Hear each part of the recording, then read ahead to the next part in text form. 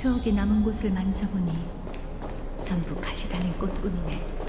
조용한 열두 티탄이 세계의 기둥을 바치고 우리는 세계의 균열을 메우기 위해 신성을 바라오니 육신에 황금의 피를 붓고 메마를 때까지 신탁을 위해 다할 수 있게 하소서.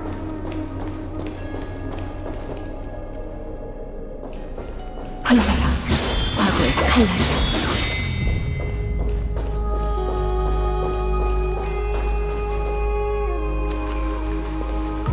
네가 초대한 증인이 도착했네, 파이논. 이제 반환식을 시작해도 되겠어.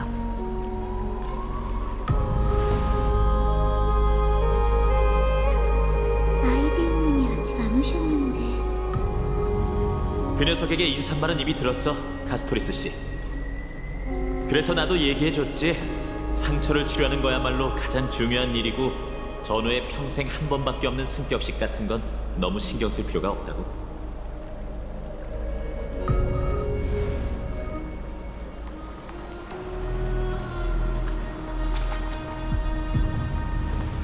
준비됐습니다. 선생님, 그에게 앞길을 보여줘.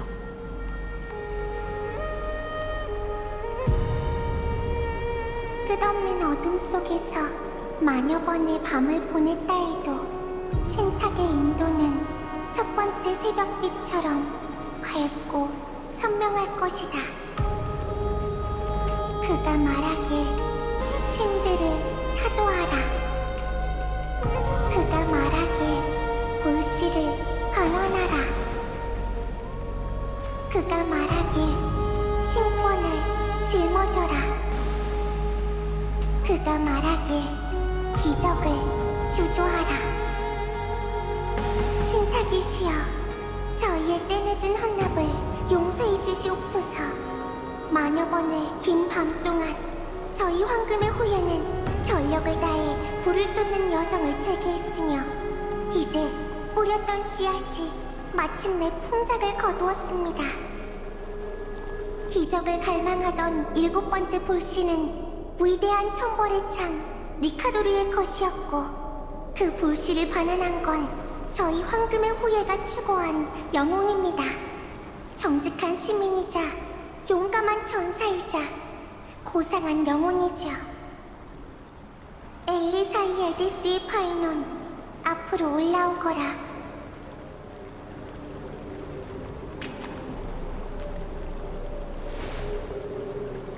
우리와 함께 장엄한 12티탄이 세계의 기둥을 바치고 저희는 세계의 균열을 메우기 위해 신성을 바라오니 육신에 황금의 피를 붓고 메마를 때까지 신탁을 위해 다할 수 있게 하소서. 불씨를 바쳐라, 황금의 후예여.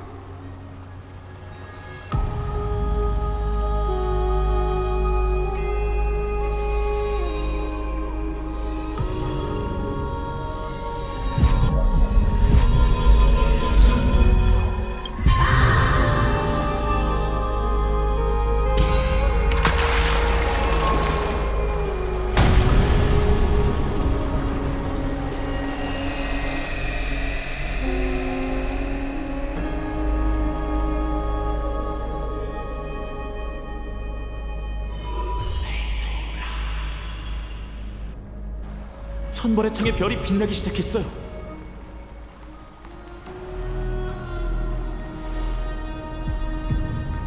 창세의 소용돌이가 왜 이렇게 고요하죠? 전에도 이런 적이 있었나요? 너무 조급한 것 같네, 파이논. 우리가 내린 결정을 의심하게 만들지 마. 나이오스님, 네가 아는 그 사람이 아닐 거야. 카스토리스, 저건 신탁의 화신이자 티탄 신성의 메아리지. 신권을 받을 황금의 후예를 확인하러 온 거야.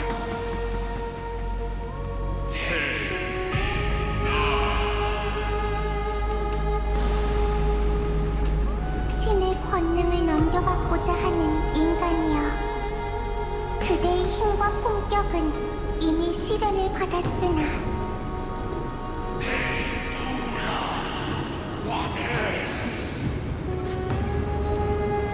그대의 의지는 여전히 흔들리고 있군. 미카도리의 항쟁을 이어받아 형언할 수 없는 검은 물결에 맞서려면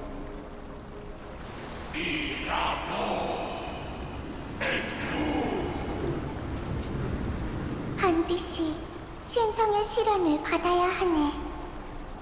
그대에게 부서지지 않는 의지가 있다는 것을 증명하고 내면 가장 깊이 뿌리내린 두려움을 없애라. 내면의 두려움을 없애라고요? 그럼 한번 해보죠. 당신이 어떤 방법으로 제 앞길을 막는다 해도 전 준비됐으니까요. 예언 속 내일을 위해 엠포리어스에 필요한 신이 되겠어요.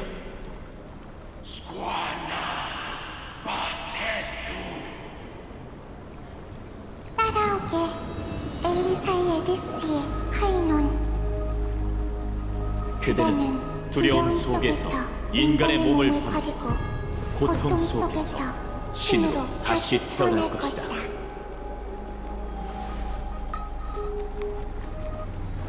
다녀올게요, 친구들.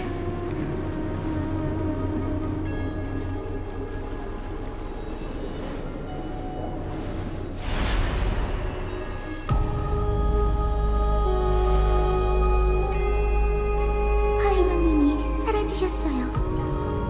전장에 나선 거야. 자신만이 이길 수 있는 전장 말이지. 우리가 할 수 있는 건 기다리고 믿는 것뿐이야. 정말 신비한 의식이야. 기다리는 일 외에 우리가 할 수 있는 일이 정녕 없는 걸까? 가만히 앉아 운명의 중재를 기다리는 기분은 정말 별로야. 여기 있는 다른 사람들은 어떻게 생각할지 궁금하네.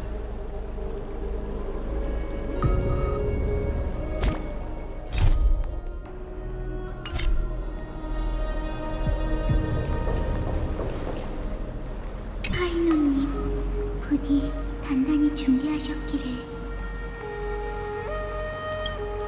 네, 뭔가 망설이는 듯한 말투였어요.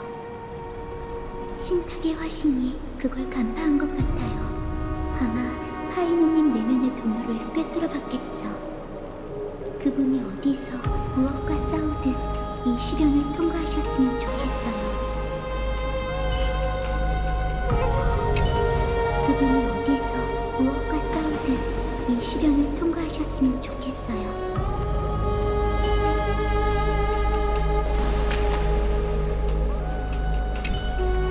파이논의 운명은 스스로 결정할 일이에요. 그가 자신의 두려움을 이겨내고 당신의 모습으로 돌아온다면 신탁이 약속한 기적에 매우 가까워질 수 있을 거예요. 그럼 아직 때가 오지 않았다는 뜻이겠죠. 더 크고 험난한 사명이 그를 기다리고 있을 테니까요. 눈치채셨겠지만 여기 있는 모든 황금의 후예는 모두 어떤 결함을 안고 있어요. 그건 불사의 저주일 수도, 끊임없이 점점 사라지는 인간성일 수도 있죠. 하지만 파이논은 달라요. 그는 결함이 없는 황금의 후예이자 신성을 담을 수 있는 완벽한 그릇이죠. 언젠가 그는 남은 모든 이들을 이끌고 기적의 문을 두드릴 거예요.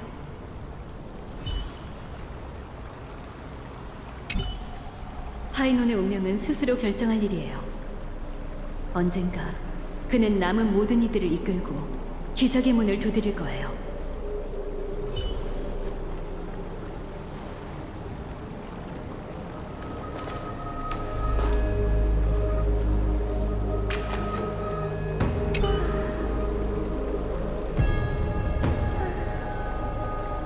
잠든 것 같아. 이 의식을 진행하는 게 상당히 힘든 일인가 봐. 파이논은 성공할 거야. 역시 한 발 늦었군.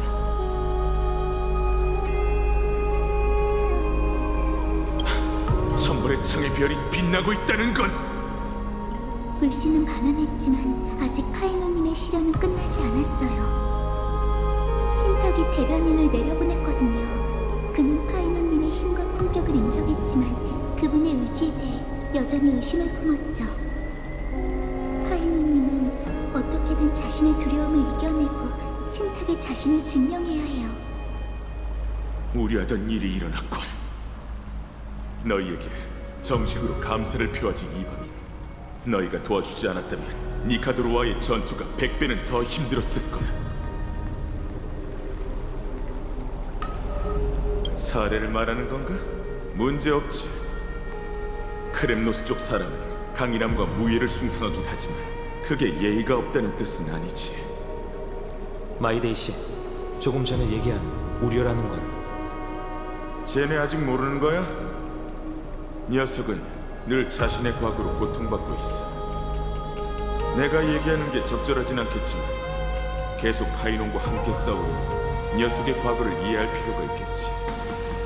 마이데이님, 제가 얘기할게요. 그래도 돼. 신탁에 선택받기 전 파이노님은 고향, 가족, 친구, 자신을 지키겠다고 맹세한 모든 것을 잃은 상황이었습니다. 소년이었던 그는 텅 빈 껍데기가 되었고 마음속 복수의 불길만이 그를 움직이게 했죠. 신탁은 그에게 새로운 사명을 내렸고 황금의 후예로서 새로운 인생을 시작할 수 있게 되었습니다. 하지만 새로운 사명과 복수의 욕망 중 어느 쪽이 더 중요할까요? 그 답은 오직 파이노님만 알고 계시겠죠. 아니, 어쩌면 본인도 계속 흔들리고 계실지도 몰라요. 그 녀석의 힘은 인정하지만 두려움. 아무리 날카로운 검도 두려움을 끊어낼 수 없지. 네가 마음을 굳혔길 바란다, 구세주여. 돌처럼 단단한 의지가 있어야만 뿌리 깊은 악몽을 깨부술 수 있을 테니까.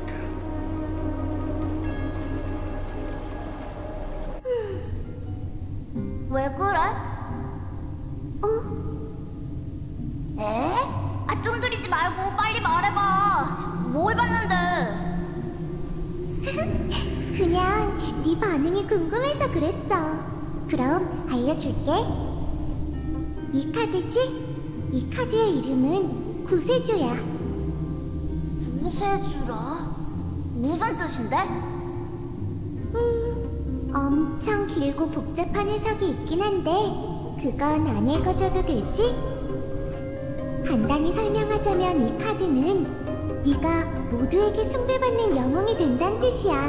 네 손에 들린 검으로 세계를 지키고 무시무시한 적의 손에서 매우 많은 사람들을 구해낸다는 거지. 어때? 대단하지? 왜 그래? 이건 좋은 카드인데. 그치만 영웅 같은 건 되고 싶지 않은걸? 난 마을에서 모두와 같이 살고 싶을 뿐이야. 할아버지 할머니가 그러는데 바깥 세계에는 나쁜 사람들이 많아서 계속 싸우는 거래. 난 그런 나쁜 사람들을 구하긴 싫어. 마을을 지키는 꼬마 영웅이 되는 걸로 충분해. 그럼 꼬마 영웅님, 언젠가 우리가 꼭 엘리사의 에데스를 떠나야 한다면 그땐 구세주가 될 거야? 꼭 마을을 떠나야 해? 응, 그런 일이 생기면 누군가는 꼭 세계를 구해야 한다는 거니까. 그럼...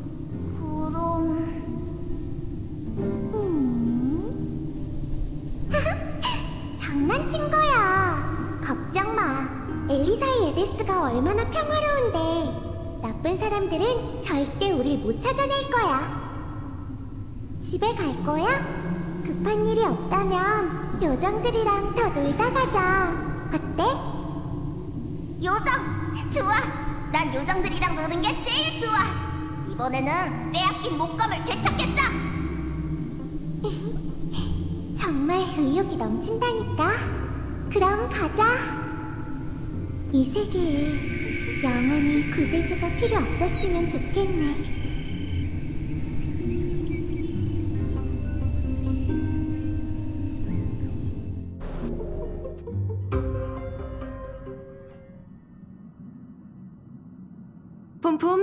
음식은 준비됐어? 물론이지. 마치 세븐스가 아프다길래 특별히 소화가 잘 되는 자장 특제 요리를 만들었어. 히메코가 좀 가져다 줄래? 문제없어. 그리고 겸사겸사? 안 돼. 반자한테 커피는 금물이라고. 그렇네.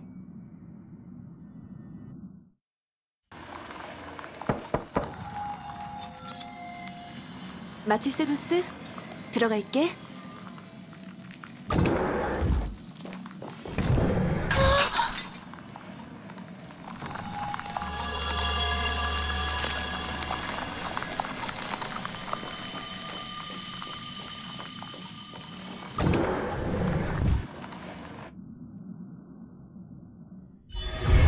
추억이 남은 곳을 만져보니 전부 가시다는 꽃뿐이네.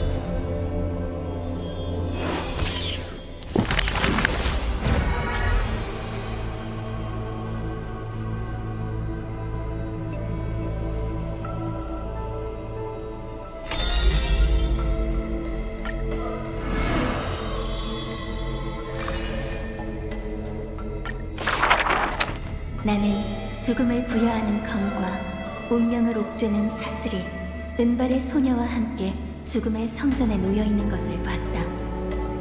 검은 알 수 없는 자의 선혈로 더럽혀지고 부러졌다. 얼룩덜룩 녹슬어있는 사슬은 창백한 손목을 잡아당겼다. 서재는 떨리는 목소리로 질문했다. 나비는 누구의 손끝에 머물 텐가? 소녀는 답하지 않았고 마치 죽음처럼 침묵을 지켰다.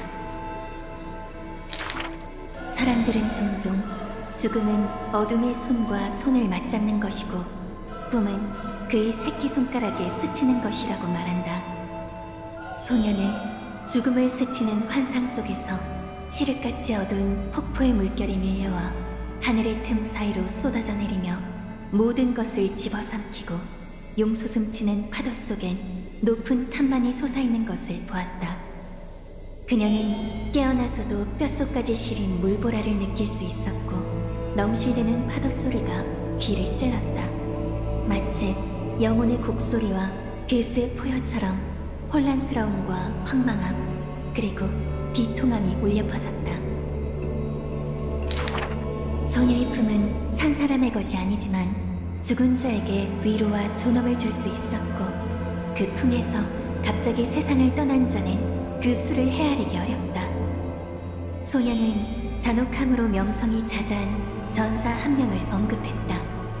그녀는 미소를 머금고 죽은 게 아니라 절 저주하고 있었어요. 생명의 끝이요.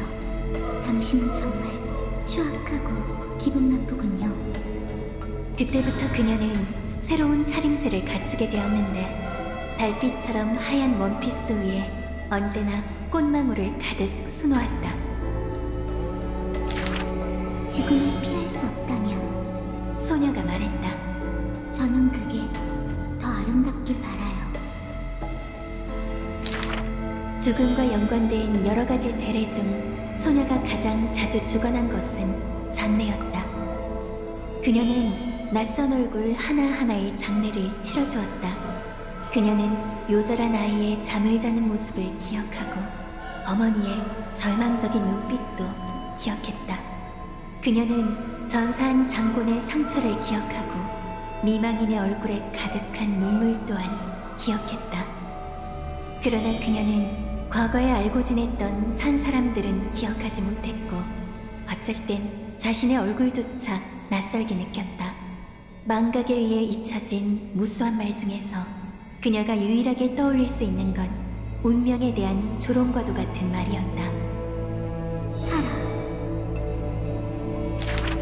소녀가 사슬을 내던지고 아이도니아를 탈출했을 때 순간 기시감을 느꼈다.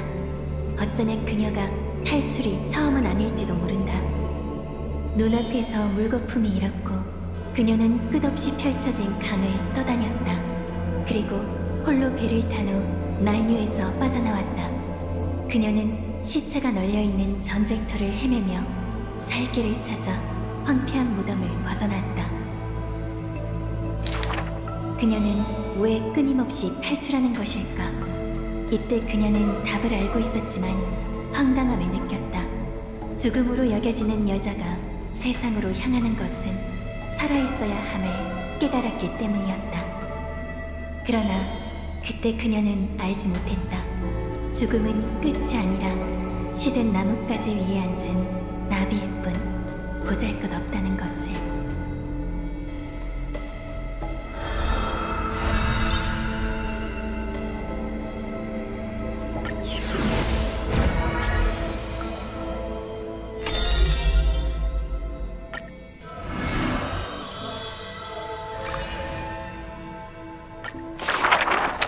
엠포리우스 곳곳에는 이름 없는 조각상을 볼 수 있다. 그 원형은 창세 초기 천부가 진흙으로 빚은 것이라고 한다. 그는 자신을 위해 화신을 만든 후 황금빛 피가 흐르도록 생명의 숨결을 불어넣었다. 그 이후 최초의 인간이 대지를 누비게 되었고 무신의 동정을 받으며 이 세상의 슬픔을 깨달았다. 거룩한 도시의 시민은 조각상 앞에 한 남자를 보았다. 엘리사이 에데스의 파이논. 그는 자신의 과거를 얘기하지 않았고 단지 그 이름으로 자신을 간략하게 소개할 뿐이었다.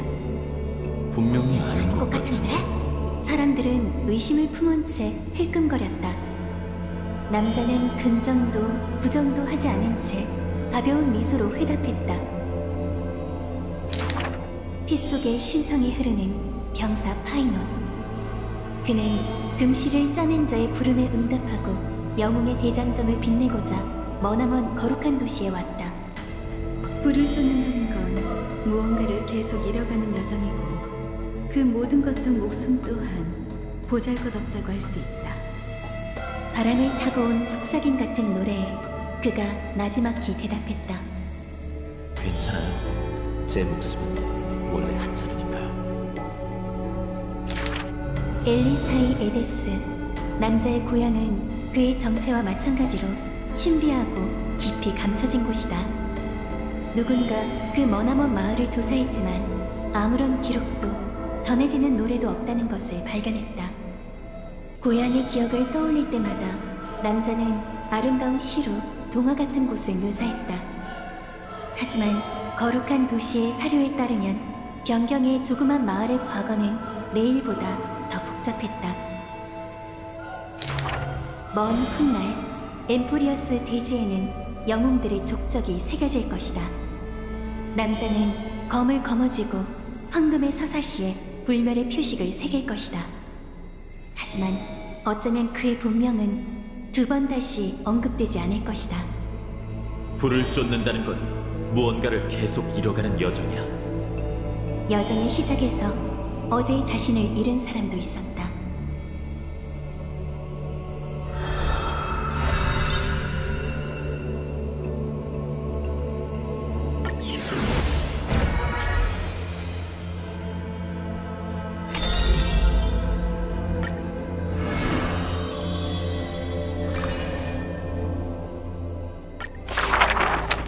오크나의 어느 곳, 처음 방문한 여행자가 잠시 발걸음을 멈춰섰다. 그는 자신의 눈을 비볐다. 하나, 둘, 셋. 같은 아이가 3명이잖아. 세 아이는 웃는 모습이 각자 달랐다. 찬란한 웃음, 영리한 웃음, 차분한 웃음이었지만 같은 신비로움을 내비치고 있었다. 낯선 친구, 거룩한 도시에 온 걸 환영해. 우리가 길을 안내해줄게. 트리스비우스, 이 이름을 언급하는 이는 거의 없었다. 오직 야누소폴리스의 연로한 사제만이 그 이름 뒤에 담긴 뜻을 알고 있었다. 대사제님, 다시 한번 저희가 날개를 펼치고 먼 길을 떠날 수 있도록 인도해 주십시오. 귓가에는 고양이 악기 소리가 맴돌았고 아이들은 웃으며 노인을 애웠었다. 부디 모든 슬픈 이야기가 바람을 타고 아침 저녁으로 사라지기를. 종말이 다가오자 거룩한 도시의 주민들은 늘 수심에 잠겨 있었다. 안녕? 우리가 도와줄까? 흔들리는 횃불처럼 아이들이 골목을 환히 비춘다. 그녀들은 부인의 눈물을 닦아주었다. 아기들은 새근새근 잠에 들었고 기도하는 이의 창턱에는 여전히 그녀들의 가뿐한 발걸음이 남아있었다. 세부는 오크마의 기둥이야. 마을 주민들은 이렇게 말했지만 그녀들은 고개를 저었다. 그렇게 진지하게 굴 거 없어. 우리와 함께 놀자. 맞춰봐. 우리가 누구게? 새 아이는 거리로 날아갔다. 넌 트리애니로군. 한 노인이 답했다. 아니, 우린 트리논이야. 트리노는 말수가 제일 적었다. 트리논이지? 한 소녀가 물었다. 우린 트리애니야. 트리에는 장난기가 제일 많았다. 그럼 트리비겠네. 한 아이가 외쳤다. 딩동댕. 대단한데? 트리비는 열정적이고 똑똑했다. 중요한 건 진짜 모습을 구분해내는 게 아니다. 진솔한 웃음이야말로 진정한 보물이다. 우리가 길 안내해줄게. 아이들은 앞으로 날아가 길 잃은 사람을 다시 큰 길로 이끌었다. 길을 안내해준다는 게 문장 그대로의 의미였구나. 그야, 넌 운 좋게도 잘못된 길로 들어선 것뿐이니까. 아이들이 내 앞으로 날아왔다. 이렇게 진지한 표정을 짓는 건 보기 드문 일이었다. 하지만 더 많은 불행한 이들은 운명의 방향을 잃고 말았지.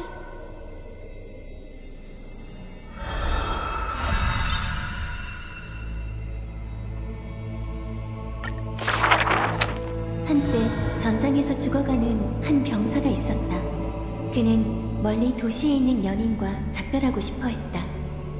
아이는 병사 곁에 엎드린 채 아무 말 없이 마지막 위로의 말을 들었다. 도시에 있는 나머지 두 아이는 기나긴 잠에 빠진 여인의 병상 곁을 지키며 목 놓아 울었다. 세 아이는 눈과 귀, 마음이 서로 연결되어 있었다. 한 명의 슬픔을 느끼면 나머지 두 명도 눈물을 쏟아냈다. 이런 것보단 재밌는 이야기나 하자. 아이는 기억 탓에 흘러내린 눈물을 닦아냈다. 우리는 엠포리어스 동요를 제일 잘 불러. 하지만 그 동요들은 글을 읽을 줄 아는 아이라면 모두 외울 정도로 멀리 퍼졌었다. 정말이지 무례하네. 아이가 내 머리를 가볍게 쳤다. 동요 작가의 노력도 좀 생각해달라고. 신은 비옥한 땅을 살피고 거인은 잔을 들고 함께 술을 마신다.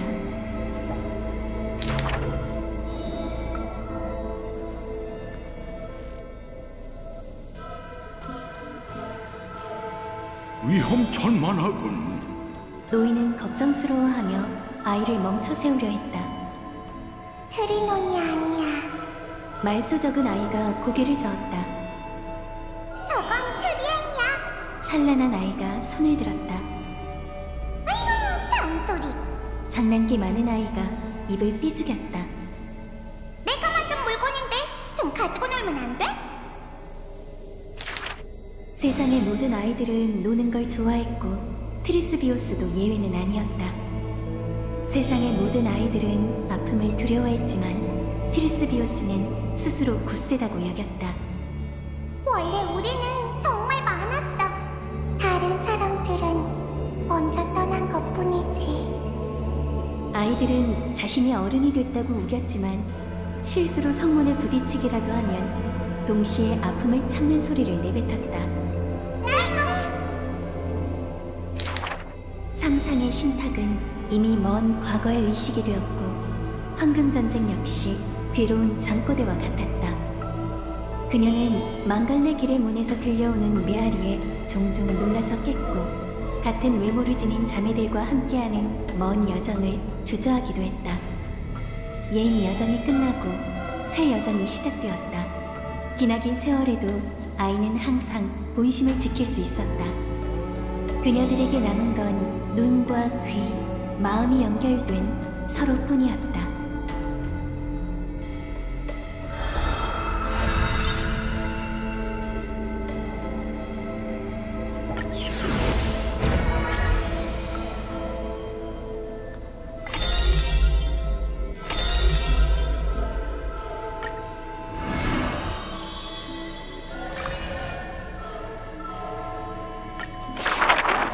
출정한 전사들은 여러 시민이 의지하는 거룩한 도시 오크마를 돌아본다.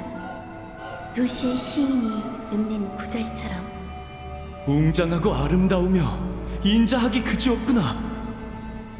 거룩한 도시만큼 아름다운 아글라이아. 그녀는 화려한 옷을 걸친 명문가 출신이다.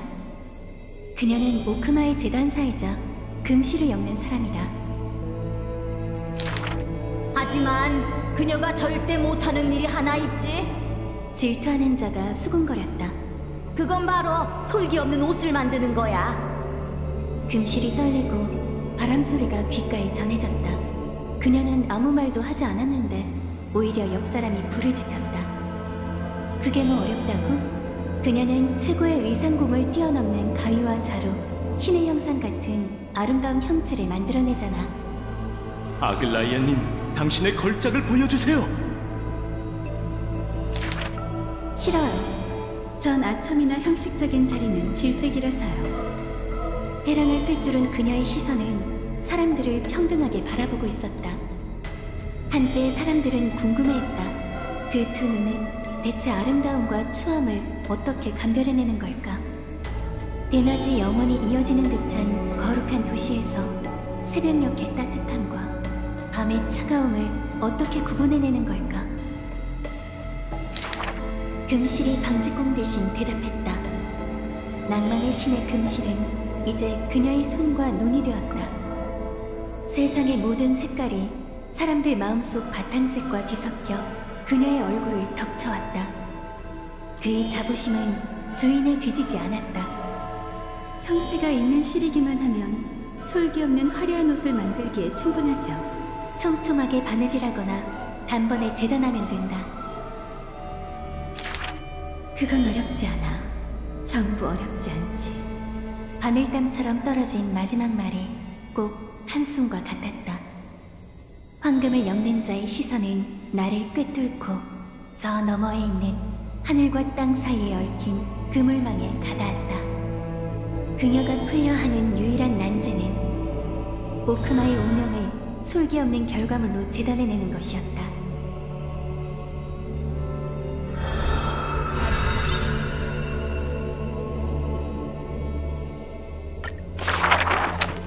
기나긴 대열이 광장을 가로질렀다. 행상, 가게주인, 심지어 유명한 상류층까지 평등하게 중앙에 줄 서 있었다. 대열의 끝은 아글라이아의 거처로 향했다. 거룩한 도시의 패션 트렌드는 그녀가 곧 발표하려는 야심작일까? 그녀가 버리려는 실패작이겠지. 역시 근심 걱정 없는 거룩한 도시야. 종말이 코앞인데도 화려한 옷에 열광할 여유가 있다니. 다른 도시 국가에서 처음 온 손님은 적잖이 놀란 듯했다. 소문에 따르면 방직공은 네스티아를 섬기는 사제 명문가와 깊은 관련이 있다. 그녀의 섬세한 손재주는 향락과는 무관했다. 어쩌면 본래 엄숙한 직책이지만 그저 아름다움을 사랑하는 사람들이 떨어진 깃털을 보물 조각으로 오해한 것일지도 몰랐다. 불완전한 디자인도 추앙받을 가치가 있는 걸까? 방직공은 고개를 저었다. 그녀는 잊은 듯했다. 바로 불완전한 영웅이 인파를 이끌며 긴 그림자를 들이운 채 영원한 대낮으로 향하고 있다는 것을. 그들을 위해 옷을 재단하려는 방직공도 있었다. 그녀가 제시한 조건은 이러했다. 충분히 예리한 아름다움, 그리고 아름다움을 향한 추구. 제가 갖고 싶은 건 우레와 같은 박수 그리고 꽃이에요. 감언이설을 하는 시인이었다. 그녀를 감동시키고 싶어요. 얼굴에 홍조를 띤 소년이었다. 저도 괜찮을까요? 심연에서 어렵게 도망쳐 왔으니 여동생에게 신발을 선물하고 싶어요. 의자에 앉은 아이였다. 그는 맨발인 채였고 곁에는 말없이 고개 숙인 여동생이 있었다. 안타깝게도 금실은 제멋대로인 물건이었다. 단 한 번도 동정과 연민에 동요한 적이 없었다. 어린아이는 불안해 보였다. 그 끄주주한 얼굴에서 그녀는 어떤 첫 만남을 떠올렸다. 가봐, 방직공이 말했다. 도시에 새 아이가 있어. 같은 야누스의 전달자인 그녀들이 신발을 가져다 줄 거야.